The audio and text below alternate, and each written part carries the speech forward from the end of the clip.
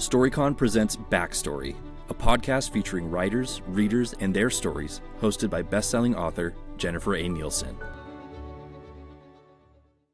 Thank you for joining us today on the Backstory Podcast, Season 2.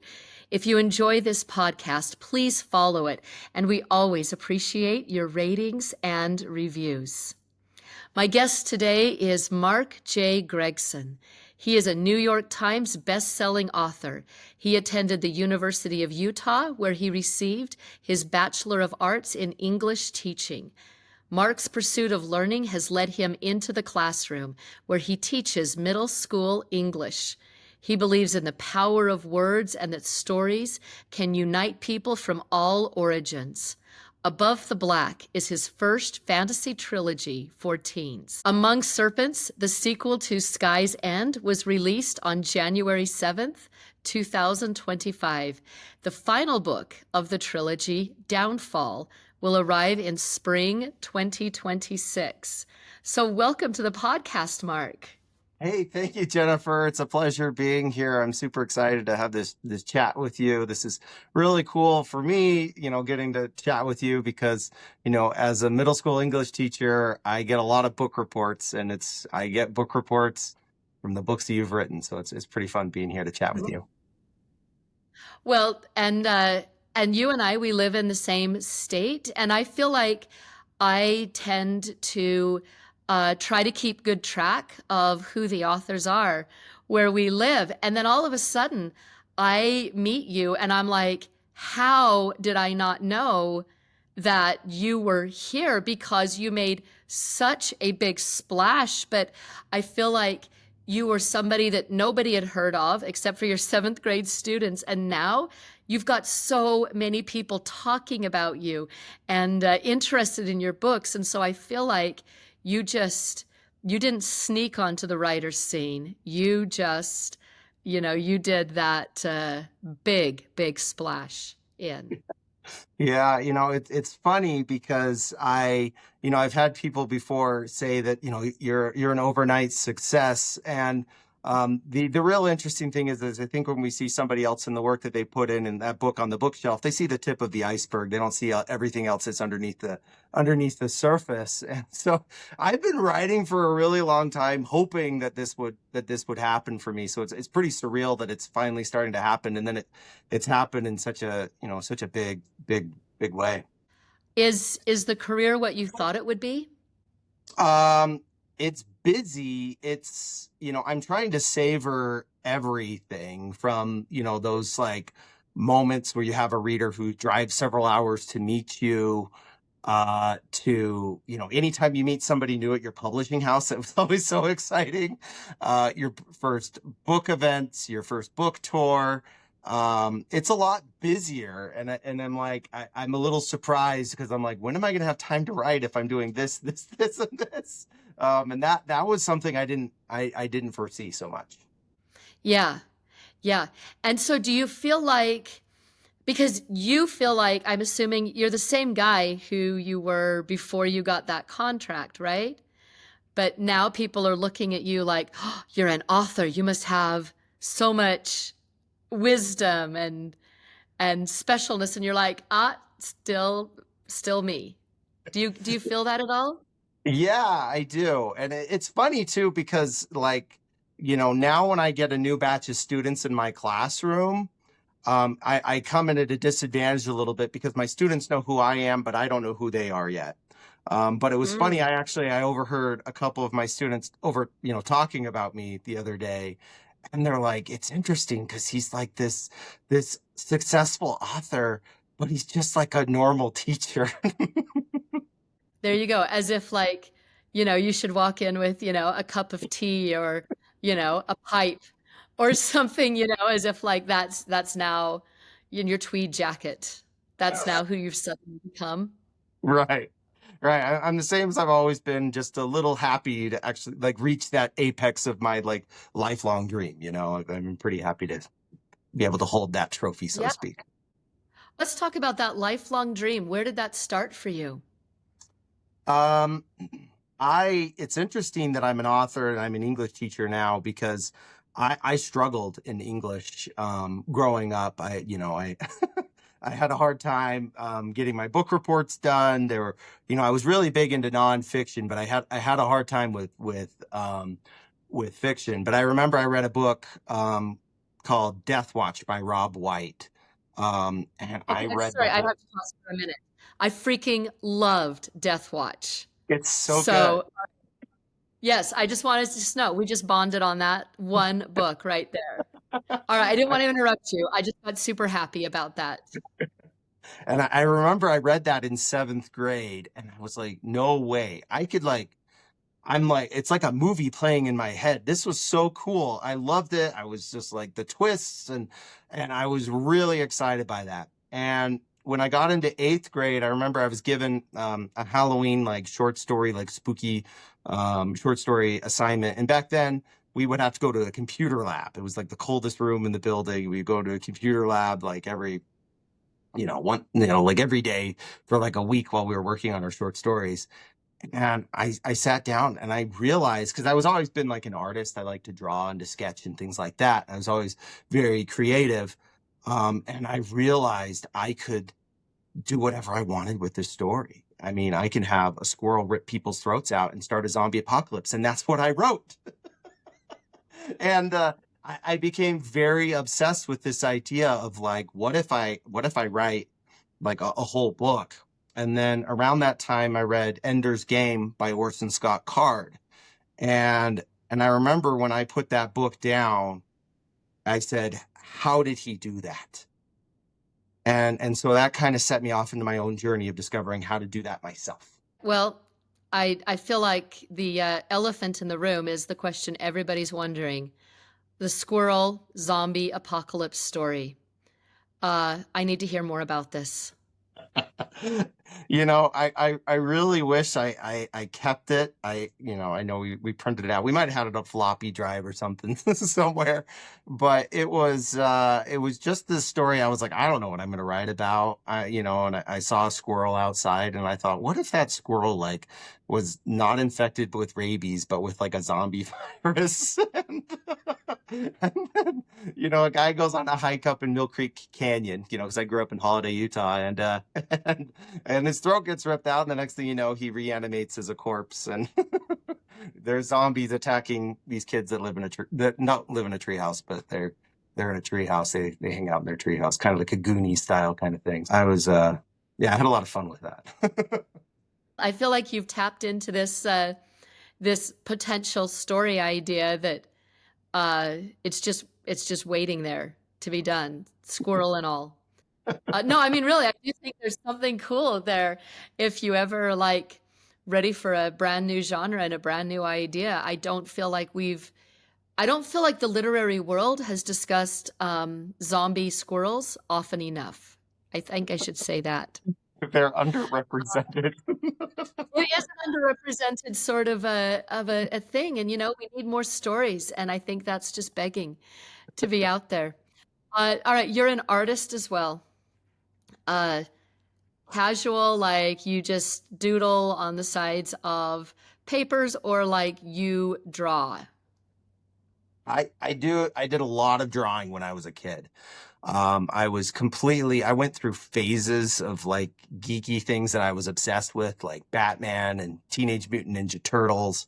And so I would draw and sketch all of those characters. I like to draw football players. I was, in the Utah Jazz players, John Stockton and Karl Malone, Jeff Hornacek growing up, and then the Dallas Cowboys in the 90s.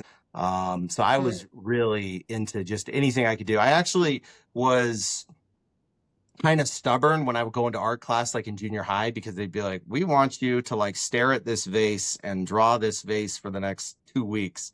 And I had a hard time with that. And my teacher would get mad because I'd be over there doodling and I'd be drawing a T-Rex instead of the vase. All right, because yeah, you've got your own way of going. Does that mean you would ever be open to like a graphic novel or illustrating some of your own stuff? I don't think I'm that level.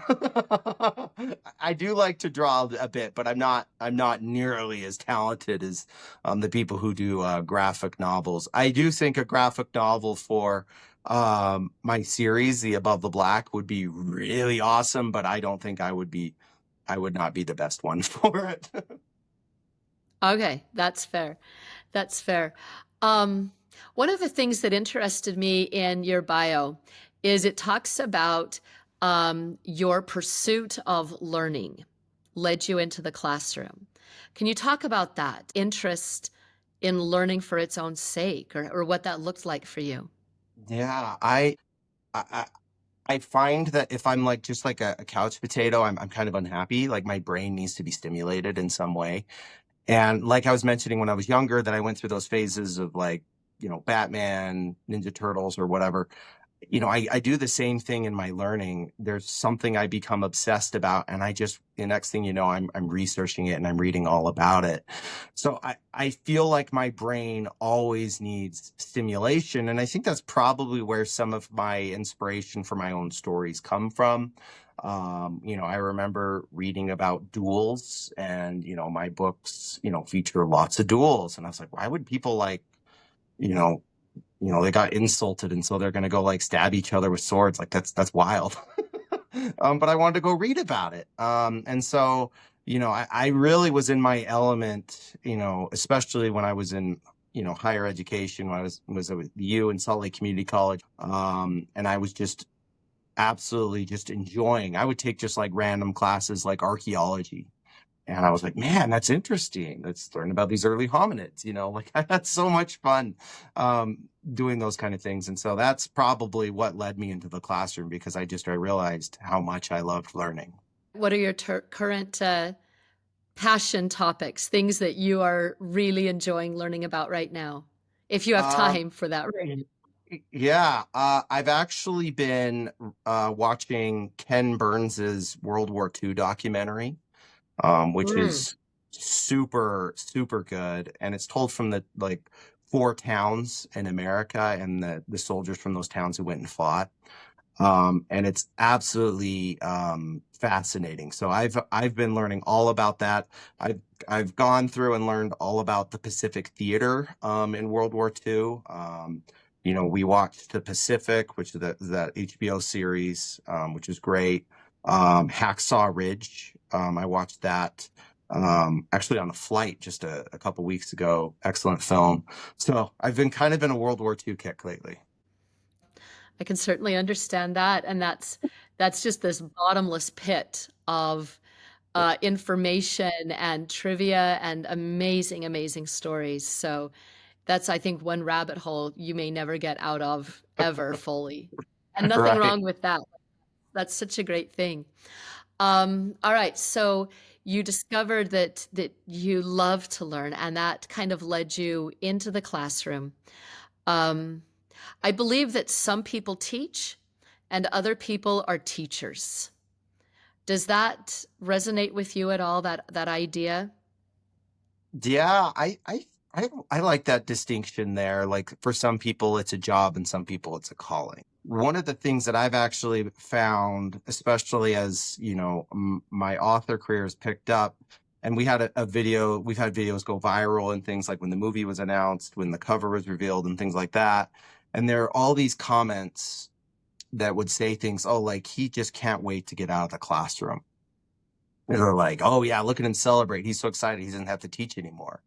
And I'm like, if I ever left teaching, it would be because it's not feasible for like a healthy work-life balance.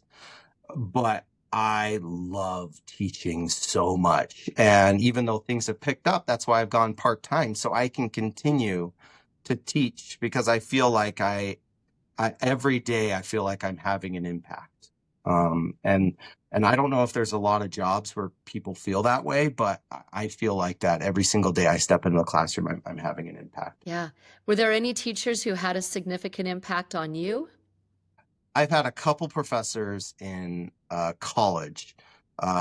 There was Jeff Metcalf at the University of Utah. He was my English teaching professor, and he was also my teaching adolescent literature professor. Awesome, awesome man. Just had the most amazing stories to tell. And you could never, with Professor Metcalf, you could never tell if they were true or not. And that was like the intrigue about him, because you weren't sure, because he talked about how he like ran away and he was in the circus, and you're kind of like, but the details just seem so specific that you're like, this sounds like it might be real, but it's not very believable. And he passed away, I think it was like 6 months before I got the book deal. So I didn't get to tell him that I was getting published, but I did get to tell him when I got my first teaching job. So he really stood out to me as one. Professor Alva at Salt Lake Community College, Brandon Alva.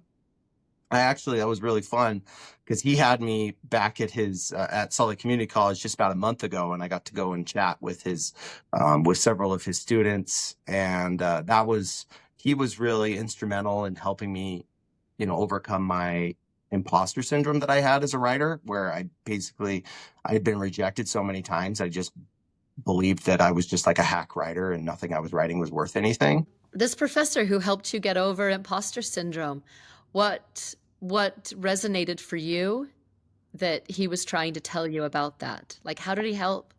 I had to take that sort of like leap of faith, because I was really afraid to take a creative writing course. I knew like that, somebody was going to read it, and I was not just going to get like a form rejection. Like that's what I was getting when I was sending out to literary agents, dear author, dear Marc, but with Professor Alva, I knew I was actually going to have somebody who had eyeballs on the thing. And I had been writing for a really long time, and I'd been practicing and getting better. But really I think that positive reinforcement is really important, not just like for my own students. I noticed that in my own teaching, but also like, for me in my own writing journey. And I remember, basically where every student in the room had to write a short story. And then when our turn came up in the classroom, the whole class would talk about your short story, and you had to sit there in silence while they dissected it and gave you feedback. And I remember Professor Alva, I was like, the girl before me, her story was like ripped apart. And I was so nervous, because I was like, oh man, here I go. I'm going to be exposed, imposter syndrome. Like, yeah. And then Professor Alva said something to the effect of, we could all learn something from Marc on character development or character arcs or something. And I remember being like, just like blown away. And then it opened up and it set the tone for how everybody else talked about my short story. And not everything was perfect, obviously. The short story still needed work, but they gave me feedback that was so positive that I was able to put that in my back pocket, and it gave me confidence. And I don't think without those moments, I would have been able to write a book like Sky's End, because I think it needed a lot. You needed to have a lot of confidence, like writing that book. And so I kept that in my back pocket as I continued to amass rejections and put books away. But I'm like, but I still remember there was that time, and there were 30 people in a room, and they talked about how much they enjoyed my short story. And if I could write a short story that people enjoy, then I can write a book that people enjoy too. Wow. All right, let's talk about Sky's End. You talk about needing confidence to write that. Can you tell us about this book? Yeah. So Sky's End is set in a world of floating islands in the sky, the whole civilization of floating islands. And these are like full on, imagine if you take islands like out of the ocean and you make them float up into the sky. There's ecosystems. They're not like floating metal discs. They are full of mountains and rivers and forests and all of those things. And these islands are haunted by these gigantic metal sky serpents. And the people who live in this world are super hardened and tough, because they have to fight those monsters. And they're also staying tough because they're not just at war with these monsters, but they're at war with each other.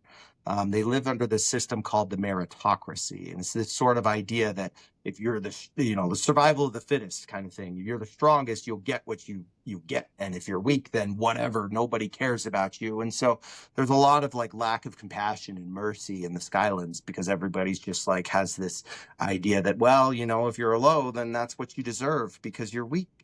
And so I really wanted to sort of tackle that sort of idea of this meritocracy and somebody maybe trying to rise within the system, but then also having mercy and compassion and uplifting other people around them. People are dueling each other constantly. If they want what somebody else has, then they are going to challenge them to a duel. And if they beat them, they get it. That's theirs. And so it's made like for a really interesting playground for me. And I can have a sort of duality with my main character, Conrad. Mm. Tell us about Conrad.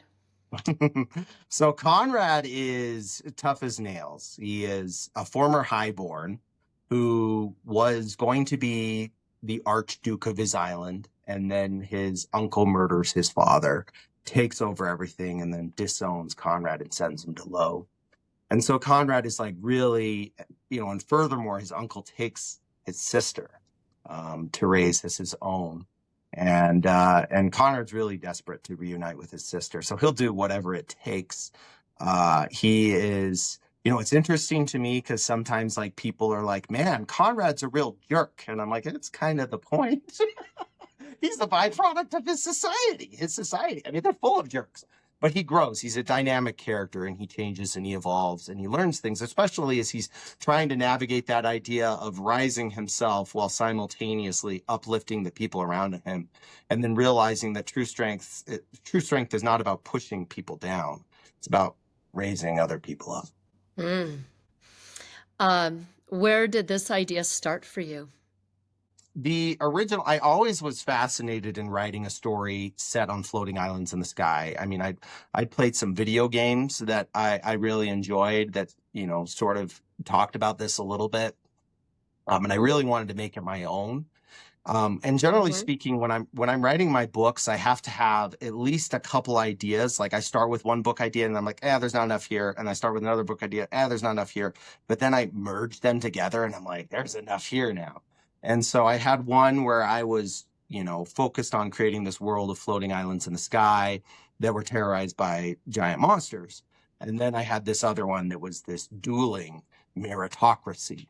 And so they really kind of like were two different ideas that came together to merge into one. But yeah, that's kind of where it started. Which I kind of love. I love that. I've never heard that sort of a concept. So who do you write for? Do you write for yourself or younger you? Do you write for your students? Who do you write for? I think it's kind of a combination. I think if I'm not writing for myself somewhat, then I'm going to feel too much like I'm just like a business person and I'm just writing to a market and trying to, I have to have some sort of emotional connection to what I'm working on. And so I have to care about it, especially if I'm going to be spending, how many years or months working part of my life on this project. I have to be very passionate about it. But as I've also been writing and, especially Sky's End was mostly for me. As I started, gaining a readership and I started seeing who my readers were connecting with, it started also becoming not just about me enjoying it, but also about my readers and what they were enjoying. And then I also get that, instantaneous, very honest feedback from my students who are reading the books as soon as they come out. My librarian, each time a new one comes out, always tries to have the books right there opening week. So kids are already reading it that very first week it come out. And the kids will come up and they will talk to me and they'll give me theories. And it's pretty fun. Do they all want you to put them, like their names in as your next new characters? Yeah, I had two that asked me today. They're like, Mr. Gregson, will you put me in your book? And I'm like, Bud, I want people to read it. And if I put you in it, nobody's going to want to read it. You have to troll your your middle schoolers. But yeah, I get asked all the time if I will put them in one of my books, and it's pretty fun. Wouldn't expect anything less of them. You mentioned your frustration with publication. Can you tell us about that? Yeah. So I started trying to get published like it was probably around 2010, 2011. And I'd write a book and I'd send it out and it would get rejected. And I tried to be self-reflective. So I would focus on, okay, what could I do better? Like my very first book I wrote was just a complete catastrophe. Like I realized I couldn't fit it into a query letter because I didn't have the right parts. And so I couldn't even put it into a query letter to entice an agent.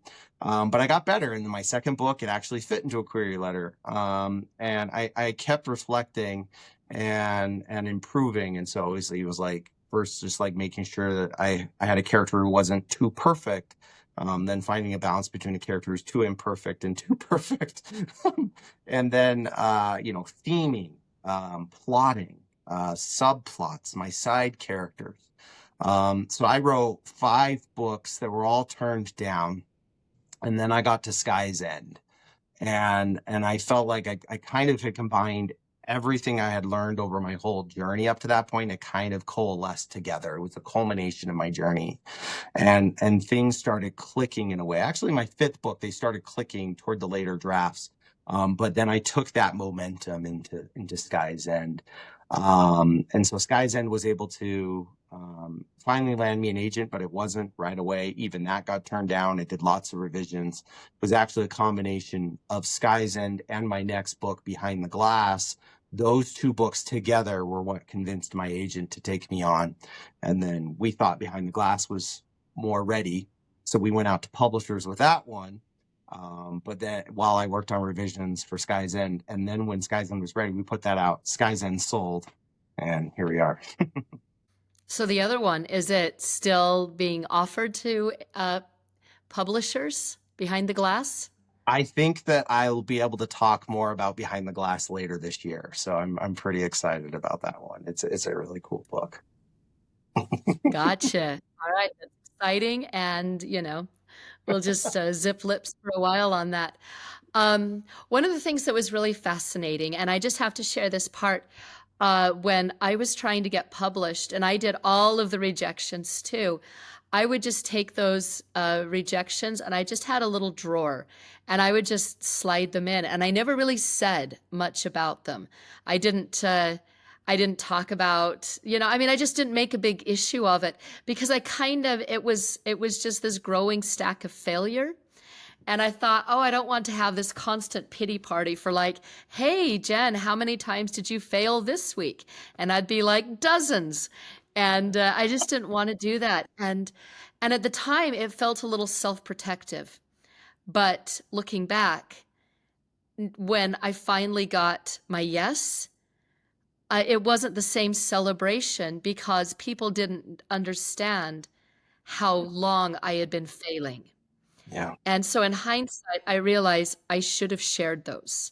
Mm. And so when you talk about how you shared your ups and your downs with your students, I really respect that decision.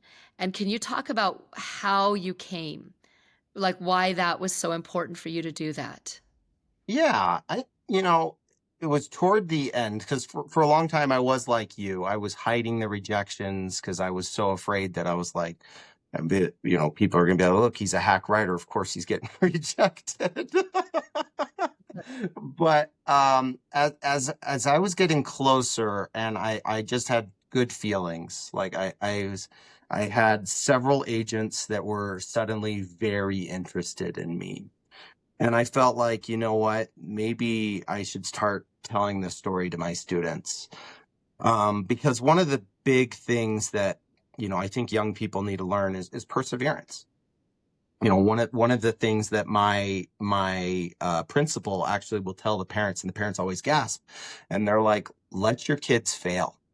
And the parents are like, oh, they always have to have an A, and it has to be an A all year round, like nonstop. And it's like, no, they're learning. Let them grow. And like, if they fail, there's their consequence, and they can learn from that consequence. And so for me, I thought it was important to start sharing, like, look, guys, this is something I've been trying to do for a really long time, and it's really important to me. And I don't, even if I never get published, I'm going to keep writing my whole life, but hopefully, one day I'm going to be able to hold my book in my hands. And so when when that moment actually hit, and you got to allude to that in the backstory, and I shared it with my students, they just erupted in cheers because they knew how hard I'd been working on it. And one of the things that I had been, I teach English right now, but I was actually teaching Avid also at the time. And that's a really awesome class. And it's for students who should be getting a B at least in school, but for whatever reason, they're not. And so showing them my own struggles and being vulnerable that way, let them know I'm not just this human being that suddenly just teleports into the classroom and gives them work and then teleports away. And then they, my students sometimes are surprised that they see me outside of school and they're like, he's a real person, like he doesn't just exist just to give me assignments. But I wanted them to feel that like it's okay to chase your dreams and it's okay to fail. Yeah. And you did a cover reveal. Your cover reveal was at your school too, correct? Yes, we've done 2 of those so far, and we're going to be doing the 3rd one in May for Downfall, which is going to be really exciting. They're very intense for me. I remember when we were talking with my editor at Peachtree, Jonah, we were talking about these plans. He's like, "Okay, so we're thinking about doing your cover reveal in May. What do you want to do?" And I was like, "Wonder how I can get my students involved." I was like, "Well." And then he told me that they were going to have it revealed on a website. And then I realized that school was going to be out by the time that it was going to be revealed on the website. So I was like, is there any way that I can show this to my students before it goes live on this website? And then he came back and he says, yeah, you can show it to them under one condition. You see the cover with them for the first time. And I was like, yo. So I actually, when I went up there in front of the whole school, it was my very first time seeing the cover. I mean, I'd seen sketches, so I had a rough approximation of what I was going to see, but I hadn't seen the final thing. And it was like so emotional, and I cried, and the kids were just losing their minds. And yeah, I probably got more fist bumps that day than I ever have in my whole life. The kids were really, really excited, and I was too.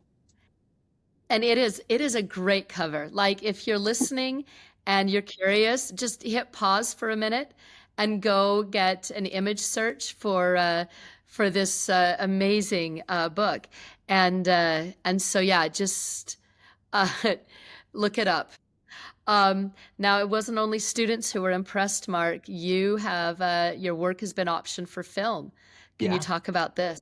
Yeah, it's interesting because the initial interest, for some people think that it was the cover reveal that got the interest, but actually I heard that before the cover was revealed that Bob Higgins over at Trustbridge Entertainment had heard the pitch for the book and had already asked to see it, which was like, he was like, oh, it's kind of like an Attack on Titan and Hunger Games, and it's like, I want to see this. And so after the cover reveal blew up, we got contacted by a whole bunch of producers, but we were already, moving ahead with Bob at that point.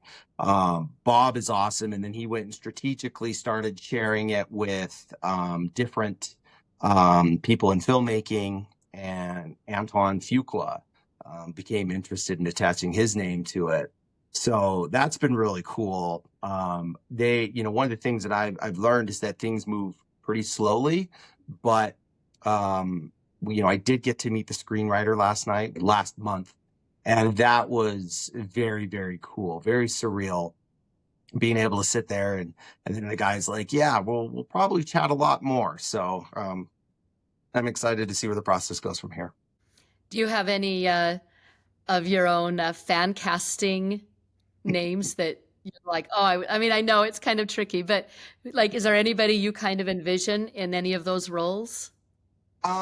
And this is just me, like, just making my own guesses. This isn't any insider information. I can't give This is anything not like that. news. This is not an announcement. Yeah. Just to be clear. But I really like, so with my young characters, the teen characters of the skyship Gladian, I really would like those to be newcomers. Like this is their breakout. That would be really cool to me. Kind of like, how you see Daniel Radcliffe and you're always like, that's Harry Potter. Every time you see him, that's Harry Potter. I would really like to have that same sort of approach for Conrad, for Pound, for Bryce, all those characters.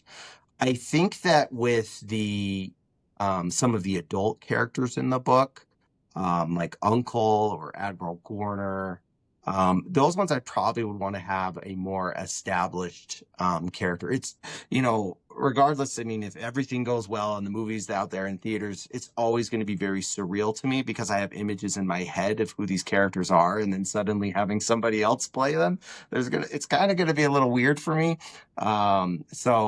But yeah, I would like a big established, actor like a Christian Bale or something to play Uncle. I think he's got an edge to him, and you kind of respect him, but also you're kind of afraid of him. He can do that really well. And so I think Christian Bale would be pretty cool. All right. Well, I can only assume that he is part of our listenership. So he'll be very honored, I'm sure, to have just heard his name mentioned there. Or if you know Christian, give him a call and let him know to check this out. Absolutely. All right, just a few sorts of questions, just simple ones. Marc, are you a plotter or a pantster? I am a pantser. I totally make up my stories as I go along, which has been very strange as I was writing my series, because my publisher is like, we need an outline if you want a 3-book deal, and you got to have an outline for that 3rd book. And so I had to do an outline, and I roughly followed it with lots of scenic bloody detours, but I loosely followed what I put in there. But I definitely I like to make up my stories as I go along and discover them, and then cut things and add things in, or realize this needs to move here, this needs to move here. I usually rewrite my opening chapters like a dozen times. All right. What have you loved most about being an author? I guess, the satisfaction of completing something that's very difficult. I really enjoy that feeling of like finishing a first draft. It just always gives me this sense of elation. I'm very happy afterward. But I also feel very satisfied when I make a connection in something in the book that I didn't realize that was there, and I'm like 4 drafts into it. That's like really fun. And then I'm like, I still have more drafts to go through, and now I can enhance that thing that I didn't even realize or purposely put in there. It's in there though, and now I can magnify it. That's really fun for me. And then, meeting readers, very special. I'll never forget one of my first author events. A reader, it had been a few weeks since the book had come out, so she had already read the book, and she drove 3 hours to meet me, and her voice was shaking when she met me, and that was, I couldn't believe it. That was really special. Yeah. No, those are the moments, right? Yeah. I feel like you've achieved so much so early in your career. So for you, do you have your eye on like, yeah, but this is what I would really love to see happen as my career tends to grow? What would you love to see happen for you? Yeah, I've been very lucky, and I feel like it's like things have happened so quickly, and I was kind of like unprepared for everything. And then, there are some things that, that happen and you don't realize how big of a thing they are. Like, when I got like a Kirkus star, I was like, oh, that's really cool. Like, I didn't realize how big of a deal that was. And so I guess like if we're talking about like what my next sort of goal is from here, I I'm really hoping one day like that I can have like the big pie in the sky dream for me is like Yeah. midnight launches. Like book midnight launches. That would be really cool. Or a foreign book tour. Either or. I will accept either. I'm not picky. All right. All right. Very cool. And you're open to pretty much anywhere on that foreign book tour, right? Well, maybe not like the dangerous ones, but yeah, for the most Okay. part, yes. All right. So, all right, we'll take out all of those, where it's like, yes, you will have bodyguards and you may or may not return from book tour. We'll Right. just remove that. Marc, because at the heart of it, you're a teacher. Uh, do you see yourself as a teacher who became an author, or are you an author who started as a teacher? I mean, I kind of feel like I'm somewhere in the middle there. But part of the reason I am a teacher now is because I started as an author, I guess. And as I was writing for so long, I started learning so much about the process, and I felt like I can give back some of what I learned. And so I think that actually helped me move over to become a teacher because I felt like I had things to say. I love it.